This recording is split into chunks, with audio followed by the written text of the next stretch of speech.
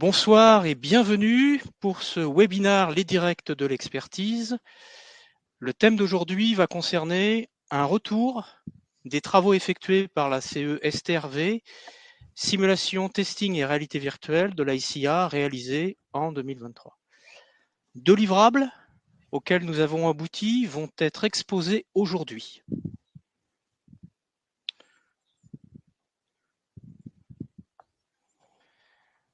Voici l'agenda du webinaire qui sera organisé de la façon suivante.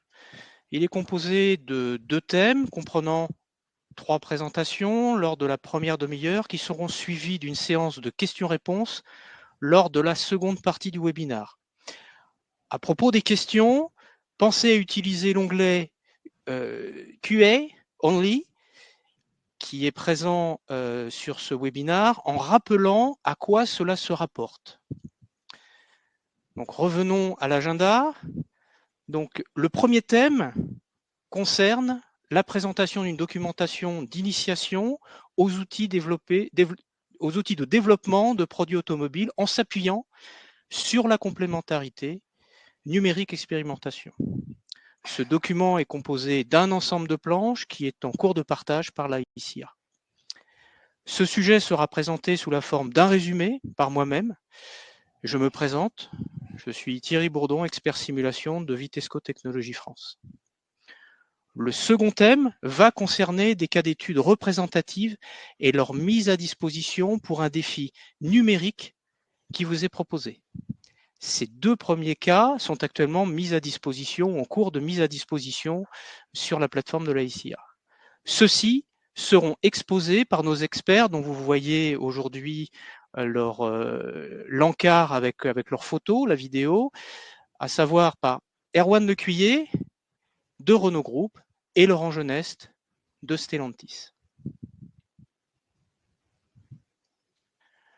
Débutons sans plus attendre par le premier sujet, qui concerne notre réflexion de la complémentarité numérique-physique. Cette réflexion est le produit de la contribution des experts de la CE Simulation de la ICA.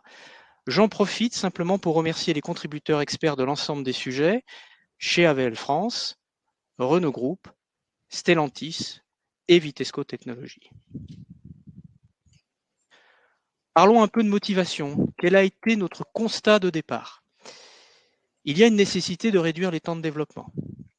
Et la continuité numérique test constitue un outil essentiel pour répondre à ce constat. Concernant les approches Model in the Loop, Software in the Loop, Hardware in the Loop, qui sont largement utilisées dans nos développements, il nous a semblé important d'en repréciser les contours. De plus, la combinaison test et simulation conduit à l'émergence de deux aspects. Les moyens de test s'en trouvent augmentés par l'usage de moyens numériques dans l'environnement de test. À l'inverse, le modèle numérique se trouve affiné par les résultats physiques. Bon, le point positif de cette histoire, c'est que tout ceci est au bénéfice du produit final. Quelle est la situation actuelle? Il semble qu'il y ait des manques de connaissances qui sont à combler chez les ingénieurs d'essai et de simulation. Donc tout ceci conduit au rapprochement simulation-essai. Parlons un peu des objectifs du document. Donc la cible, les ingénieurs travaillant dans le domaine de développement du produit, premièrement, et puis on retrouve les ingénieurs tests et simulation, comme évoqué dans le slide précédent. Comment? Par la prise de connaissance des méthodes associant simulation et test. On s'est ainsi proposé d'illustrer l'emploi des outils de simulation sur la base d'un exemple appliqué à 3 différentes étapes d'un projet. Avant toute chose, parlons un peu de définition et de terminologie. Donc, je vous affiche un panorama. Ce panorama est vraisemblablement connu par nombre d'entre nous. On y retrouve la définition des plateformes virtuelles avec l'usage du Model in the Loop et Software in the Loop à gauche de la planche. Les plateformes intégrant les tests logiciels et matériels en conditions réelles avec les bancs de mise au point ainsi que les tests véhicules sur la partie droite. Enfin, au centre, on retrouve les plateformes combinant à la fois les aspects virtuels, la partie gauche, et l'aspect matériel, la partie droite. On peut noter un élément important, c'est qu'on voit l'apparition d'une extension du hardware in the loop, la partie orange, du fait de l'électrification avec l'introduction d'une composante haute tension dans la phase de test. Bon, globalement, cette partie du document constitue un gros travail réalisé par notre expert des moyens temps réel, model in the loop, hardware in the loop chez Vitesco, et je vous invite à en prendre connaissance dans la documentation qui sera partagée pour plus de détails ensuite. Il y a 2 messages à retenir. C'est le premier, les moyens virtuels ont un avantage dès lors que les tests, dès lors qu'ils ne nécessitent moins l'usage du matériel. Enfin, une unique plateforme n'est pas en mesure de couvrir complètement 100% des tests. Donc, il faudra songer à distribuer ces tests sur l'ensemble des moyens de test virtuels physiques lors du développement du produit. La suite de la documentation s'appuie sur l'illustration avec un cas d'usage. Alors, le choix s'est porté sur la gestion de la température intérieure du véhicule. Première étape que l'on a considérée, c'est la phase de développement avancé. Alors, les questions essentielles dans la démarche sont les suivantes. Quels sont les types de données d'entrée, les types de modèles et pour quels résultats? Les moyens mis en œuvre lors de cette phase vont s'appuyer sur des données issues principalement de connaissances métiers, soit internes, soit externes, mais aussi l'usage d'outils métiers simplifiés.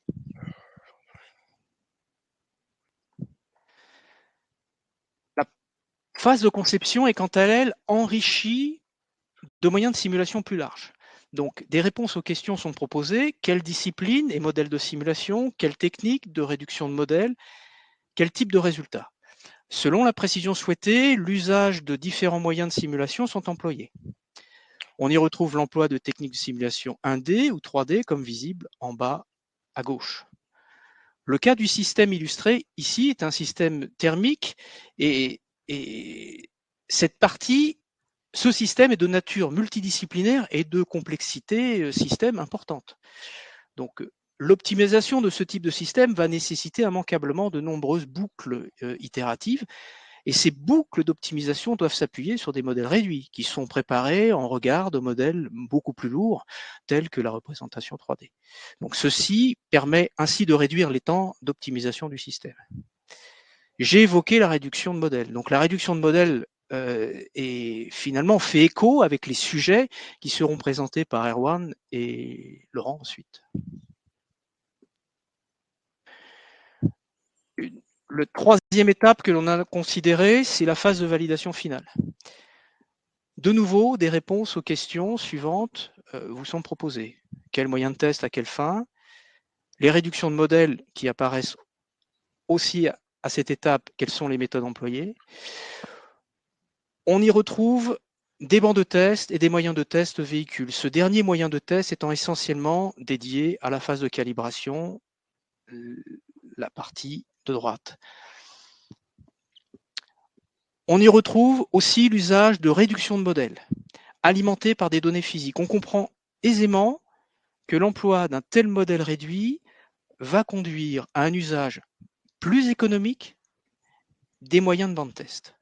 Bon, dans ce cas précis, il s'agit de la soufflerie thermique pour la phase de mise au point de la fonction de conditionnement d'air intérieur. Enfin, une dernière planche pour résumer en quelque sorte, en quelques mots, le document que nous avons conçu. Donc, rappel de la terminologie, aperçu de la manière dont la combinaison essai, simulation et ses calculs est utilisée dans le processus de développement et de validation automobile. Différentes plateformes y sont présentées en insistant sur leurs exigences, les résultats, les limitations. Et enfin, les illustrations volontaires du système de gestion de la température intérieure est réalisée au travers de 3 phases du développement de ce type de système. Et vous conviendrez que c'est tout à fait applicable à d'autres prestations système du véhicule. À ce stade, j'ai terminé ma présentation. Je vais donc laisser la main à Erwan pour le second sujet.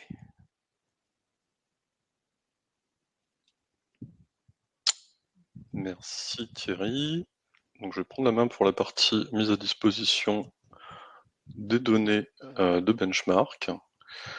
Est-ce que vous voyez mon écran? Je Oui. pense que c'est OK. Ouais. Donc ça a été évoqué à plusieurs moments par Thierry. Là. En ingénierie, on est souvent amené à traiter des modèles qui sont assez gros, et notamment dans des boucles d'optimisation, donc avec des temps de restitution qui peuvent être assez longs. Parce qu'on combine finalement deux inconvénients. On a un modèle qui est long à exécuter, et puis on va l'exécuter un grand nombre de fois. Dans ce cadre-là, toute technique qui permet d'accélérer finalement le processus est intéressante à investiguer, et la réduction de modèles est une manière de répondre à ça. Alors, la réduction de modèle, qu'est-ce qu'on entend par là? C'est toute technique qui va, sur un modèle complet, faire une estimation qui va permettre de s'exécuter plus rapidement que le modèle complet, au prix d'une petite perte en précision, petite plus ou moins grande perte en précision, euh, pour remplacer le modèle complet dans des boucles d'optimisation. Donc cette réduction de modèle, dans ce sens-là, là, elle peut être envisagée par différents biais. Il se trouve qu'ici, on va se concentrer uniquement sur les techniques de réduction de modèle qui sont basées sur de l'apprentissage. Alors qu'est-ce que j'entends par là? Vous pouvez utiliser un modèle complet pour générer des données, donc un modèle élément fini par exemple, générer des données d'entraînement et essayer après par machine learning d'apprendre la relation qu'il y a entre les entrées et les sorties de votre modèle complet. Donc c'est ces techniques-là qu'on va considérer ici. Et donc on parle bien finalement de techniques d'IA qui vont essayer d'apprendre une relation complexe entre des entrées qui vont être des géométries et puis des sorties qui vont être des résultats de modèles éléments finis. Euh, Ça soulève un point important, c'est que la réduction de modèle, c'est pas quelque chose qui va se substituer complètement au modèle élément fini, par exemple, puisque vous aurez toujours besoin du modèle élément fini pour constituer la base d'apprentissage au départ.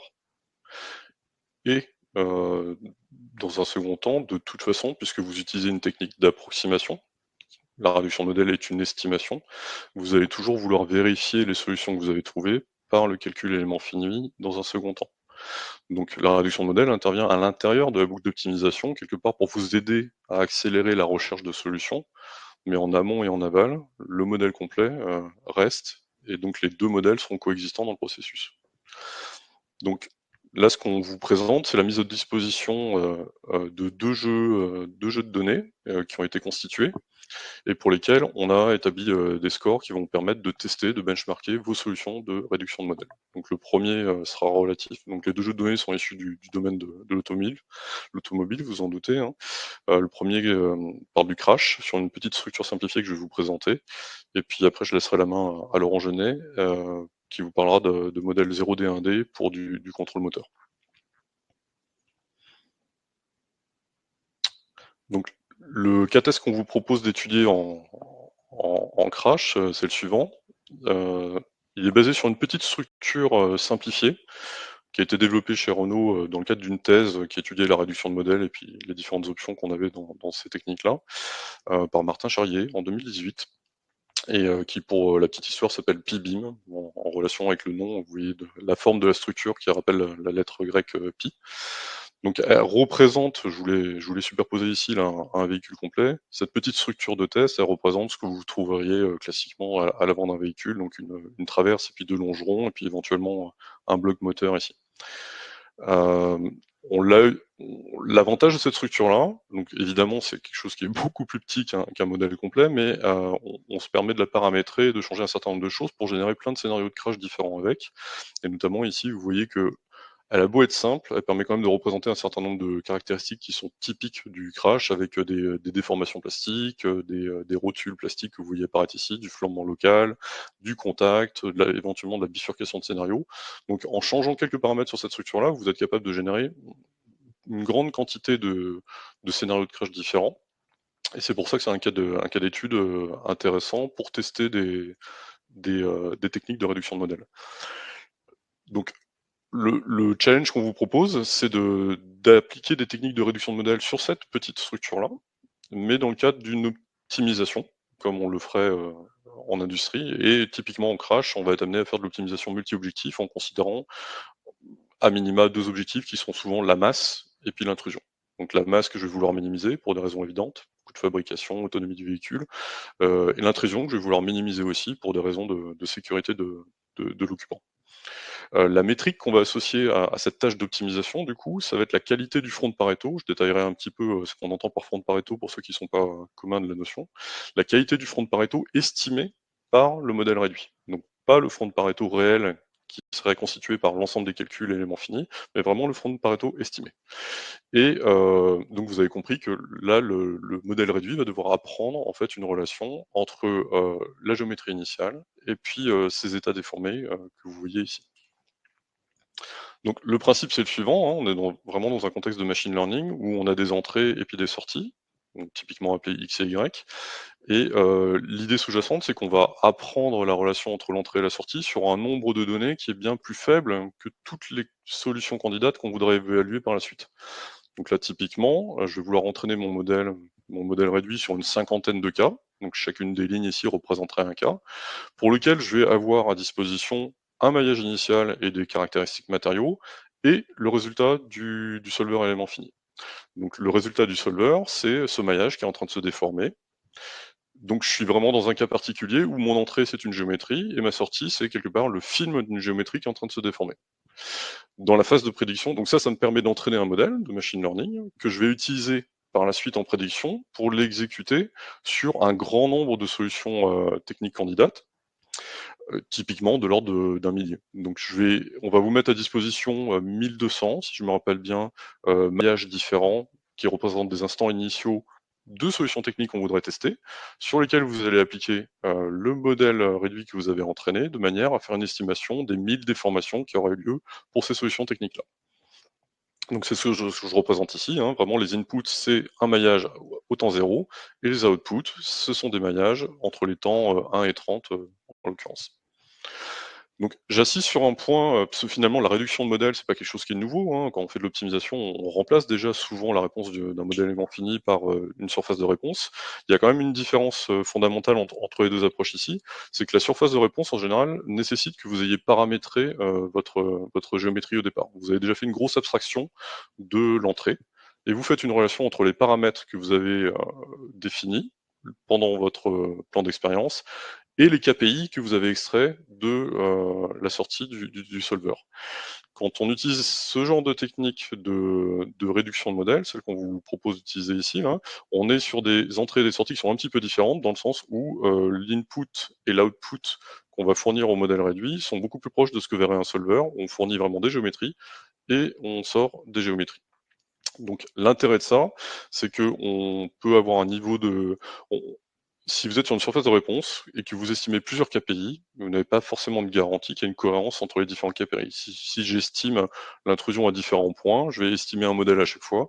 Je n'ai pas forcément de garantie qu'il y ait une cohérence entre ces différentes sorties. Quand je suis sur un modèle réduit, je suis en train de prédire un maillage complet, et donc quelque part, je m'attends à ce que la réponse soit plus cohérente entre les différentes sorties. Le deuxième avantage, quelque part, c'est que du coup, sur un modèle réduit, vous n'avez pas besoin de paramétrer en entrée.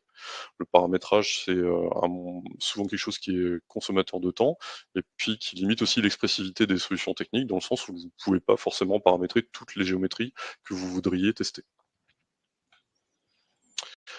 Donc, en termes de variation, donc sur les plans d'expérience qu'on a construits, pour générer les données qu'on va vous soumettre, on a en fait 2 jeux de données. Un premier sur lequel, on a fait varier uniquement des épaisseurs. Donc c'est ce que vous voyez ici, hein, les différentes couleurs en code pour des variations d'épaisseur de tôle, et vous voyez qu'avec simplement des variations d'épaisseur, on arrive à générer des scénarios un peu différents avec, vous voyez, des déformations, du flambant local qui va apparaître en haut, en bas, ou bien à 2 endroits différents. On a un deuxième jeu de données où et ce type-là de variation d'épaisseur, ça sera typique, d'une activité de crash en fin de projet, où on viendrait faire, de l'ajustement fin sur une solution technique qui est figée, avec une géométrie qui est donnée, et où on vient juste varier les épaisseurs des tôles pour, venir ajuster les derniers KPI. On a un deuxième jeu de données où cette fois-ci on va maintenir ces épaisseurs constantes, mais où on va varier la géométrie. Hem Donc ce jeu de données, je vous cache pas que ça va être celui qui va être le plus dur à traiter, parce que ici vous êtes à iso-maillage, et puis dans le second cas, vous avez vraiment des variations de géométrie, qui vont aller de déplacement de trous, comme vous le voyez ici, à des changements de longueur de part, tout un tas de petites variations géométriques qui vont générer, encore une fois, plein de scénarios de crash différents. Donc dans ce premier cas, on a un jeu d'entraînement qui est constitué de 60 simulations, donc pour lesquelles vous avez les entrées et les sorties, et vous avez un jeu de test qui est composé de 1200 entrées, et on va vous demander de prédire les 1200 films qui seraient relatifs à ces entrées.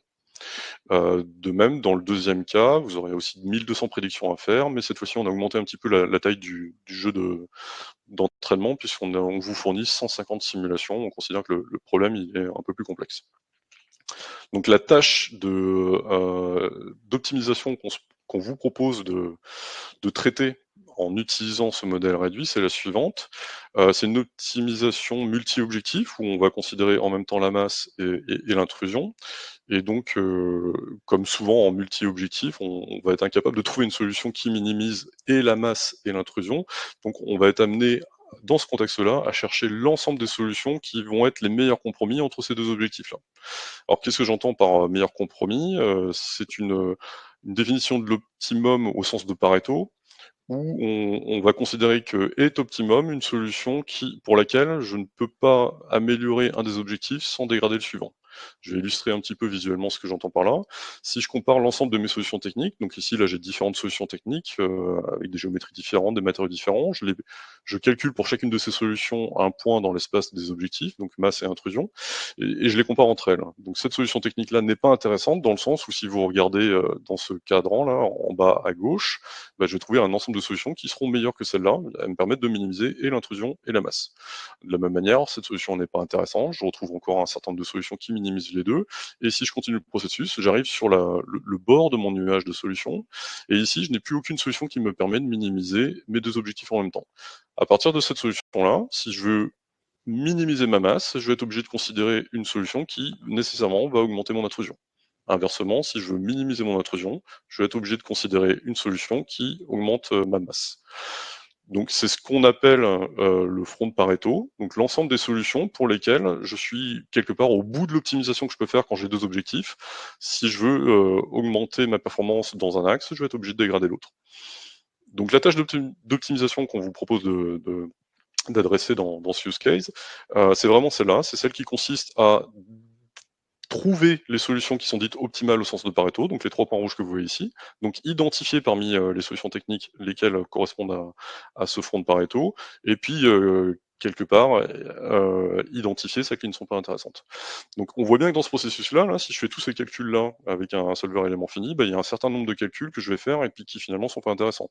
Si je calcule 1000 solutions et puis que j'en ai qu'une dizaine qui sont sur le front de Pareto, j'ai quelque part 1000 calculs qui ne vont pas me servir. Donc où est-ce qu'intervient la réduction de modèle dans ce contexte-là? On le voit comme une possibilité d'apprendre en amont, du coup, sur une base d'entraînement qui aura été constituée par le solver élément fini, d'apprendre un modèle qui va nous permettre d'essayer d'estimer ce que serait le front de Pareto sans avoir à le calculer entièrement. Donc c'est ce que je représente ici, là. Le modèle réduit n'est qu'une estimation du calcul élément fini. Donc chacun de ces points que vous voyez ici va en fait être entaché d'une erreur qui est liée à l'estimation du modèle réduit. Donc je vais me retrouver avec une situation où chacun de ces petits points-là ne va pas être placé au bon endroit par rapport au front de Pareto réel, dont je ne dispose pas. Hein. Le front de Pareto réel, vous n'avez pas fait les 2000 calculs, donc vous n'avez pas ces solutions-là. Par contre, dans ce front de Pareto estimé, je peux quand même aller construire un front de Pareto, et puis mon concepteur va pouvoir essayer d'aller chercher les solutions qui, d'après le front de Pareto estimé, seraient les solutions optimales. S'il fait ça, vous voyez qu'ici, il va sélectionner finalement cette solution-là qui reste une solution qui est effectivement une solution optimale, mais vous voyez que ces deux solutions-là, qui étaient des solutions optimales dans le plan réel, ne le sont plus finalement dans le plan estimé. Et je vais finalement me retrouver avec deux solutions optimales qui vont être manquées. Je ne vais pas les détecter. Et puis je vais me retrouver avec des faux positifs qui vont être mal positionnés. Donc je vais mal sélectionner un certain nombre de configurations en utilisant ce plan de Pareto estimé. Donc le message qu'on apporte ici, là, c'est que une manière d'estimer la qualité d'un modèle réduit quand vous faites de l'estimation de front de Pareto comme ça, doit se traduire de la manière suivante. Là, typiquement, si j'avais un front de Pareto qui était déformé, mais qui me gardait tous les points rouges proches du front de Pareto estimé, finalement, j'aurais un outil d'aide à la décision qui serait efficace. Même si mon front était décalé vers le haut ou vers le bas, ou même étendu, à partir du moment où l'ordre relatif des solutions est maintenu, quelque part, je peux utiliser mon modèle réduit de manière efficace, puisque ça va me permettre de retrouver les solutions optimales lors de ma prise de décision. Je rappelle, encore une fois, qu'on est dans un contexte particulier. Comme on sait qu'on utilise un modèle réduit, on va de toute façon, une fois qu'on a identifié des solutions, les revérifier au calcul complet, élément fini. Donc l'intérêt, c'est vraiment d'identifier quels points doivent être vérifiés au calcul et quels points ne méritent pas qu'on effectue un calcul élément fini complet. Donc une manière de traduire ça visuellement, c'est de dire, quelle que soit la forme du front de Pareto estimé que j'obtiendrai avec mon modèle réduit, j'aimerais que la majorité de ces points soient proches du front et que les points qui ne sont pas des solutions soient plus éloignés du front. Alors j'apporte un petit bémol ici, là, d'une manière générale, sur le terrain, on ne va pas se limiter aux solutions qui sont uniquement sur le front de Pareto rigoureusement. On va se donner un petit delta et on va chercher les solutions qui sont en fait proches du front de Pareto. Donc je vais illustrer ça sur un cas réel ici. Là, ce qu'on vous présente, ce sont les vrais points qui sont issus du jeu de données qu'on vous donne à traiter. Donc, ce que vous voyez ici, c'est le front de Pareto réel. Donc, vous n'avez pas accès à ces données-là. On va juste vous donner les entrées qui vont vous permettre de construire des estimations. Et donc, ces 1200 points que vous voyez ici, vous avez juste les entrées du calcul pour effectuer une estimation après coup. Je vous ai quand même mis à l'intérieur de ce nuage les points qu'on vous fournit, donc entrée, sortie, pour effectuer votre entraînement avec le modèle réduit. Et vous voyez qu'on retrouve ici donc ce front de Pareto sur lequel on s'est accordé une petite latitude pour définir des solutions optimales qui sont l'ensemble des points rouges que vous voyez ici. Donc le but de la tâche ici est vraiment d'entraîner un modèle réduit sur les 50 points représentés par des petits carrés blancs à l'intérieur du nuage, utiliser ce modèle réduit sur l'ensemble des 1200 propositions techniques qu'on vous fournit sous la forme d'un maillage à l'instant T0, et de regarder le front de Pareto que vous allez produire en utilisant le modèle réduit que vous avez utilisé. Donc, vous voyez qu'ici, sur un exemple de modèle réduit qu'on a construit de notre côté, vous voyez que le front de Pareto estimé n'a pas exactement la même forme que le front de Pareto réel, qui peut être éventuellement translaté. Et vous voyez que sur ce front de Pareto estimé, on a reporté les points qui sont connus comme étant optimaux. Donc ça, encore une fois, c'est une information que vous n'avez pas. Là, on les reporte pour vous indiquer la qualité du front de Pareto. Mais ce que verra le concepteur, lui, c'est juste un nuage avec un front de Pareto et il ne verra pas les couleurs. Donc on retrouve un peu ce que je vous disais précédemment, à savoir des solutions dites optimales, par exemple à 16,2 kg, ici, qui vont se retrouver mal classées dans le front de Pareto estimé. Vous voyez qu'ici, elles se retrouvent à l'intérieur du nuage. Donc un concepteur qui n'aurait accès qu'à ce front de Pareto estimé, sans les couleurs, encore une fois, serait amené à aller chercher des solutions optimales dans cette zone ici, et on sélectionnerait correctement un certain nombre, celles que vous voyez en rouge ici, mais par contre manquerait ces deux-là, par exemple, et serait aussi amené à sélectionner faussement, donc à subir des faux positifs en ce qui concerne tous les points bleus qui sont dans cette zone de sélection ici. Donc, comment est-ce qu'on a quantifié la qualité du modèle réduit que vous allez être amené à tester? On a un calcul savant qui permet de réduire un petit peu ces deux aspects-là à un score unique, en traduisant la capacité de votre modèle à construire un front de Pareto où, en même temps, les points rouges seraient le plus proche du front et en même temps, les points bleus seraient le plus éloignés à l'intérieur du nuage. Alors, sans rentrer dans le détail qui est donné dans la documentation des données qui vous sont fournies, on a une documentation qui explique le mode de construction de ce score-là, mais concrètement, en pratique, vous pouvez l'interpréter comme un bon taux de rejet des points bleus que vous voyez ici. On se met comme contrainte de retrouver à minima 90% des points rouges, et en conséquence de cette contrainte-là, on va exiger que le front de Pareto estimé éloigne un certain nombre de points bleus, et plus vous êtes capable d'éloigner les points bleus et donc de ne pas les sélectionner, donc de ne pas avoir à faire de calcul élément fini dessus, plus votre score sera élevé. Donc vous pouvez vraiment l'interpréter comme un score d'économie, en disant que si j'utilise ce front de Pareto pour retrouver mes points rouges, ben, j'ai économisé 80% de calculs que j'aurais dû faire si j'avais voulu faire tous les calculs éléments finis considérés. Si je vous montre un exemple qui fonctionne moins bien, par exemple, là, sur l'utilisation de ce modèle réduit, on aurait un score plus bas qui serait aux alentours de 50%, parce que pour retrouver les 90% de mes points rouges, je vais être obligé de sélectionner une grande quantité de points bleus, et donc j'ai éliminé moins de points bleus non intéressants, et je me retrouve avec un score qui est plus bas. Alors, on est persuadé que ce type de score très orienté métier finalement traduit bien la qualité de la solution de réduction de modèle que vous pouvez proposer. On aurait pu faire plus simple, hein, on aurait pu regarder simplement un R2 entre les valeurs prédites et puis les valeurs actuelles.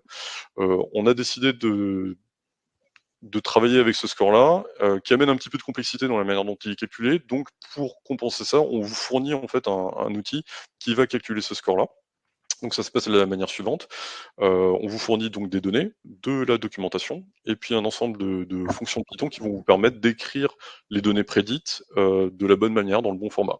Ça va vous permettre de constituer un dossier de soumission chez vous, et on vous fournit un exécutable que vous allez pouvoir exécuter chez vous en local. Donc contrairement à certains challenges où vous êtes amené à soumettre sur un site web votre proposition, ici tout se fait en local, et ce que vous obtenez, c'est cette espèce de dashboard de diagnostic de votre modèle, au sommet duquel vous voyez apparaître un chiffre qui est le score que je vous décrivais précédemment.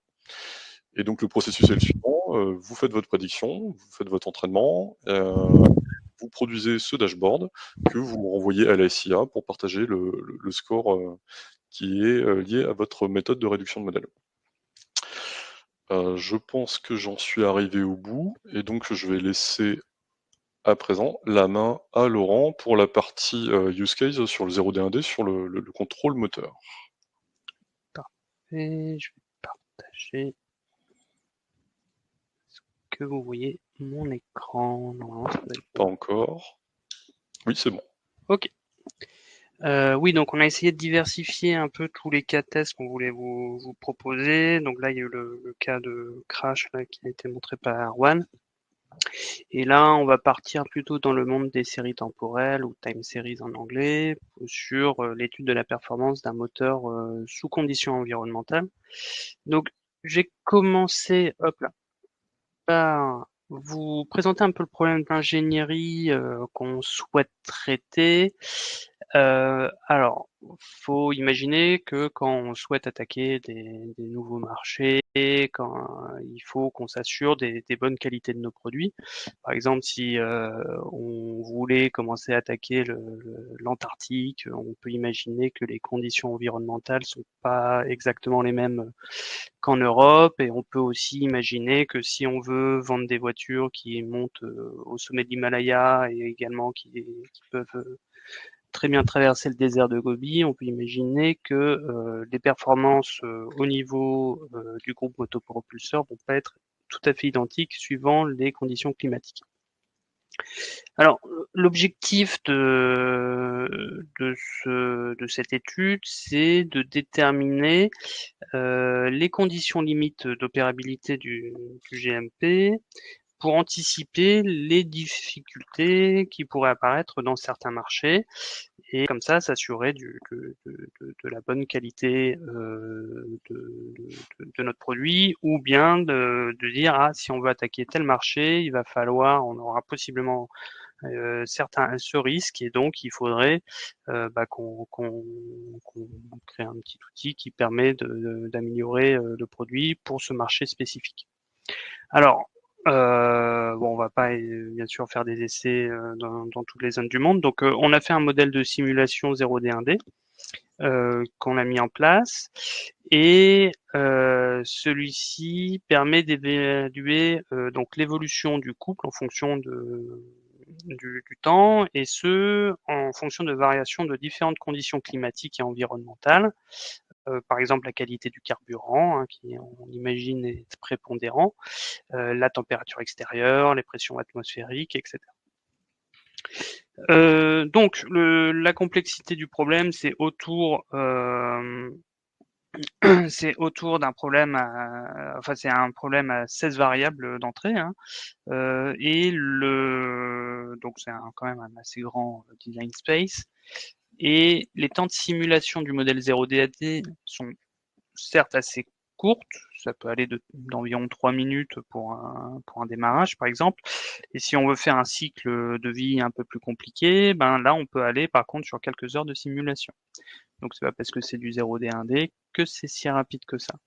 Donc si on veut vraiment tout explorer, il va falloir faire un recours à des métamodèles, donc des réseaux de neurones, des modèles réduits, qui vont être nécessaires pour avoir une large exploration. Ce qu'on va vous confier pour cette mission, on va vous donner une base de données de simulation. Donc bien entendu, on a dimensionné toutes les données qu'on vous confie. Le but va être de prédire donc une série temporelle, ici le couple, à partir des données qu'on vous a fournies. La base de données, donc on va vous en donner une pour entraîner le modèle et on va vous donner aussi des points de validation. Dans la base de données, donc on vous donne les valeurs des variables d'entrée pour chacun des essais et bien sûr les courbes correspondantes en fonction de l'évolution, enfin de l'évolution du couple en fonction du temps. Bon, là je vous ai montré un extract de la base de données. Je ne sais pas si vous voyez ma souris, je vais mettre un petit pointeur laser. Un extract de la base de données. On voit donc l'évolution du couple en fonction du temps. On voit ici, il y a différentes conditions environnementales. Donc on voit effectivement que le couple ne varie pas exactement de la même manière. Donc si je fais un petit focus sur ce qui se passe, on voit ici le couple qui montre bien fort. Donc on peut imaginer, on voit ici en fait que c'est lié à un bon carburant, enfin un carburant de qualité, des températures, des composants adéquates. Et on voit ici un mauvais comportement, donc lié à une piètre qualité du carburant, lié à des températures bien sûr non optimales et aussi à une pression atmosphérique basse. Donc on voit un peu tout ça et le but ça va être de réussir à prédire ces différents comportements.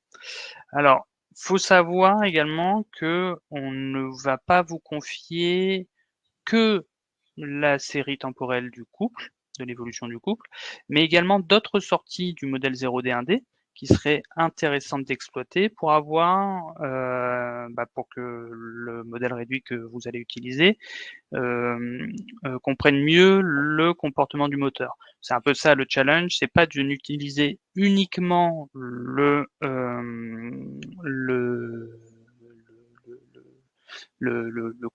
couple, donc là il y a des technos un peu classiques, mais également d'utiliser les autres sorties qu'on a pour voir si ça améliore ou pas la qualité du prédicteur.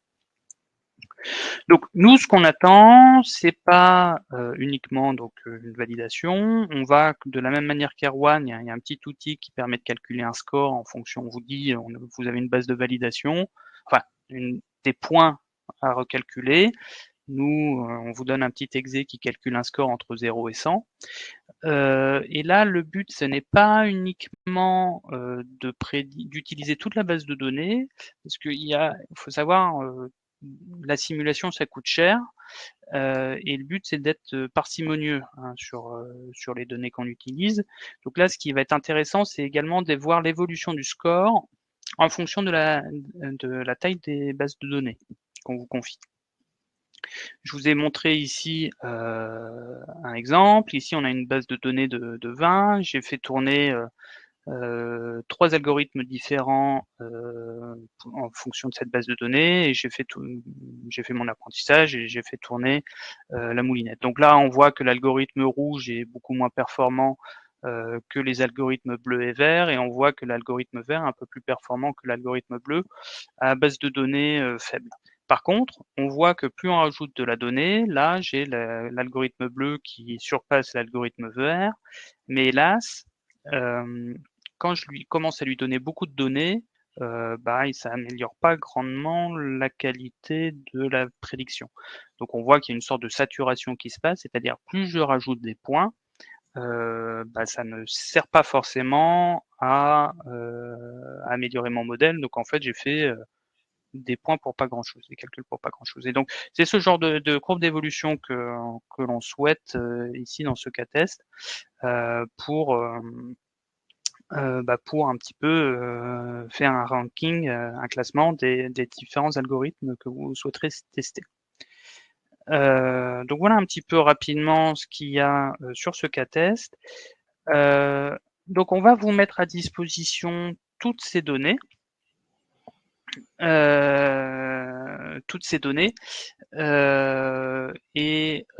Donc pour le télécharger, enfin pour les demander, en fait on vous les enverra. Va falloir y accéder via le site de la SIA. Donc vous nous demandez le lien et on vous enverra ça.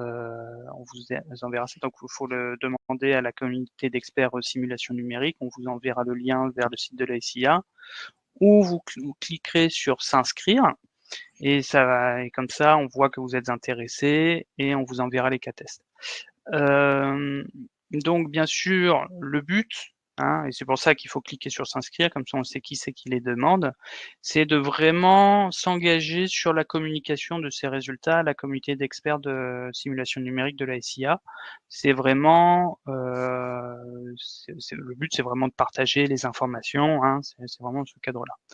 De la même manière, il va y avoir un congrès simulation numérique l'année prochaine, je crois que c'était en avril, si je dis pas de bêtises, si j'ai des bons souvenirs d'il y a 1 heure. Donc où on souhaite proposer aussi donc le premier cas test sur le sous-système crash, où on souhaite le confier aux étudiants et qui testent aussi les différents algorithmes, qui jouent avec et qui puissent présenter un peu leurs travaux dans ce cadre. On vous donnera un peu plus d'informations quand on organisera le congrès simulation. Donc, pour l'instant, ce qu'il y a de disponible, c'est 2 cas. Donc, l'étude d'un sous-système Crash PBIM qui, en fait, il y a 2 cas à l'intérieur. Il y a le cas où on modifie que les épaisseurs et l'autre où on modifie épaisseur et forme. Et un second cas qui est lié à des time series, à des séries temporelles sur la performance d'un moteur. On va également compléter ces différents use cases par d'autres cas, dont un sur l'aérodynamique d'un véhicule. Donc on est en train de travailler dessus pour vous le proposer courant d'année. Voilà en bref, pas si bref, tout ce que je voulais vous présenter. On va pouvoir démarrer une session de questions-réponses. J'ai vu qu'il y a quelques questions qui sont arrivées. Il y a 4 questions sont arrivées qui vous concernent tous les deux, Erwan et Laurent.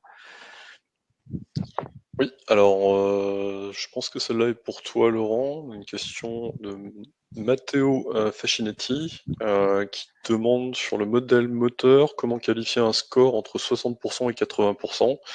Est-ce satisfaisant pour le besoin? Donc je pense que l'idée c'est Oui. tu as une baseline. Voilà, là pour l'instant j'ai vraiment fait des algorithmes un peu classiques. Si je remonte un petit peu, hop là, non, dans l'autre sens.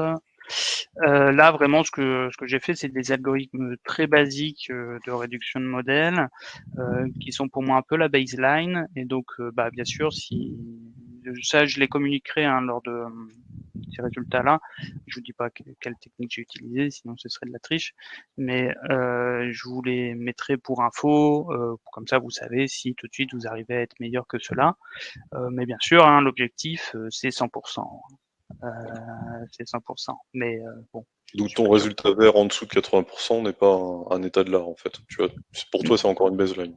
Ouais, voilà. Pour moi, je connais des algorithmes qui sont déjà au-dessus de ça, mais c'est pas du 100% non plus. En vrai, pour l'instant, j'ai pas vu grand-chose qui dépassait les 90. D'accord. Alors pour information sur le cas de crash, parce que je pense que la question peut s'appliquer aussi, sur le dataset où on fait varier les épaisseurs, il faut compter une baseline à 80% minimum. Si on est en dessous de ça, on n'est pas sur quelque chose d'intéressant et on n'a pas encore établi de baseline sur la partie géométrique. Donc là, vous naviguez un petit peu dans l'inconnu. On a une deuxième question de Bruno Bernard. Dans ces 2 cas d'études, j'imagine que le choix des cas d'apprentissage est primordial. Quelles sont vos préconisations pour le choix des cas d'apprentissage? Alors, j'ai envie de répondre, tu compléteras, Laurent. le cas d'apprentissage, si vous parlez de la constitution du jeu de test, le jeu de test il est fourni, hein, le jeu d'entraînement, enfin du jeu d'entraînement, pardon. Donc le jeu d'entraînement vous est fourni, et puis après on donne juste les inputs pour tester sur un jeu de validation. Donc si vous voulez faire du tuning d'hyperparamètres, c'est à votre charge de découper ce jeu de train à votre convenance. Par contre, le jeu de train il est donné tel quel. Donc je ne sais pas si je réponds à la question, je vous invite à... Oui, et pareil, hein, pour le second cas de test, on impose la base de données d'apprentissage. Alors vous avez le droit de retirer des points s'ils vous plaisent pas dans la base de données, hein. Mais par contre, voilà, vous n'avez pas le droit de piocher des points d'une base de données plus grande et de les réinjecter dans une base de données plus petite. Les 20 et quand je dis là une base de 20 essais, c'est imposé. Vous n'avez pas le droit d'utiliser des points de la base 260 et de construire vous-même votre base d'apprentissage. Donc Mais voilà, Laurent l'a bien expliqué, hein, mais je pense qu'il faut... L'idée, c'est que le score, il est calculé localement chez vous. Ce qui veut dire qu'en fait, l'information du jeu de test, elle est inclue dans l'exécutable, mais elle vous est cachée. Donc ce qui vous est fourni, c'est juste une base d'entraînement, et vous n'avez pas accès, évidemment, aux réponses du jeu d'évaluation. Alors, une autre question qui est un peu connexe, là c'est plutôt côté crash. Est-ce que la prédiction est réalisée uniquement à l'intérieur du support décrit par l'entraînement? Et pouvons-nous avoir davantage d'infos sur les dimensions de l'espace de conception considérées? Alors, la prédiction, pour ce qui est du dataset sur les épaisseurs, globalement, le jeu d'entraînement doit contenir, je pense, les points extrêmes. Donc vous êtes, on va dire, en interpolation sur ce jeu de données-là. Pour ce qui est du jeu où on a de la variation de géométrie, il n'y a plus vraiment de notion d'interpolation dans ces cas-là, hein. Donc c'est compliqué d'affirmer qu'on est à l'intérieur du jeu d'entraînement. J'attire l'attention sur, je vais peut-être reprendre la main et montrer un graphique. Hop. Je vais peut-être arrêter, sinon ça... Est-ce que vous voyez mon écran? Pas encore. Ah, ça y est, on le voit. Voilà. Donc si vous regardez sur ce graphique-là, ou peut-être le suivant qui sera un peu plus grand. Voilà. Donc ce que je vous montrais tout à l'heure, la position des points d'entraînement ici ne permet pas en fait de répondre à la question et de dire qu'on est bien en interpolation, dans le sens où là, c'est vraiment l'espace des objectifs qu'on est en train de montrer, hein. Donc quand je vous dis que les points d'entraînement sont à l'intérieur de ce nuage-là, ça ne veut pas dire nécessairement que dans l'espace des variables, vous seriez en interpolation. Donc là, pour le coup, il se trouve que sur ce jeu d'entraînement, c'est le cas. Et il se trouve que pour la partie géométrique, j'ai l'impression que ça n'a pas forcément de sens de parler d'interpolation. Mais voilà, faites juste attention au fait que dans l'espace des objectifs, être à l'intérieur ne signifie pas que vous êtes à l'intérieur dans l'espace des inputs.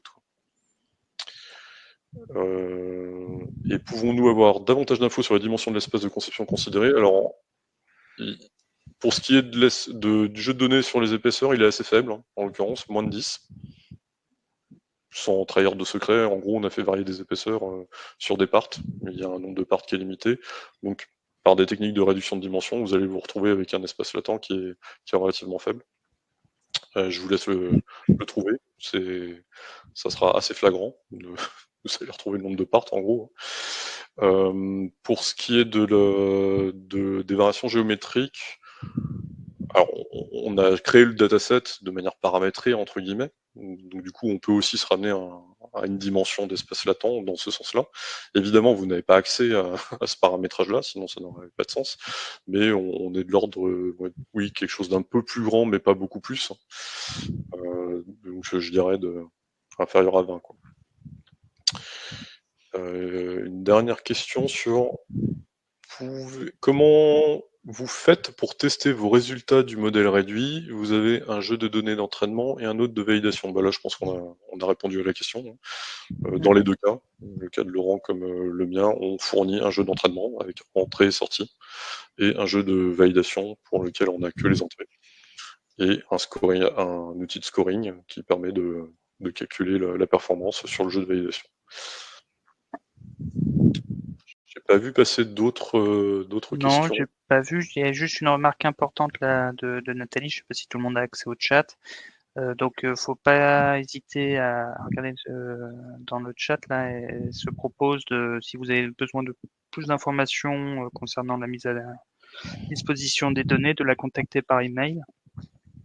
Donc, n'hésitez pas à bien le noter pour la contacter et nous contacter pour qu'on vous envoie tout ça.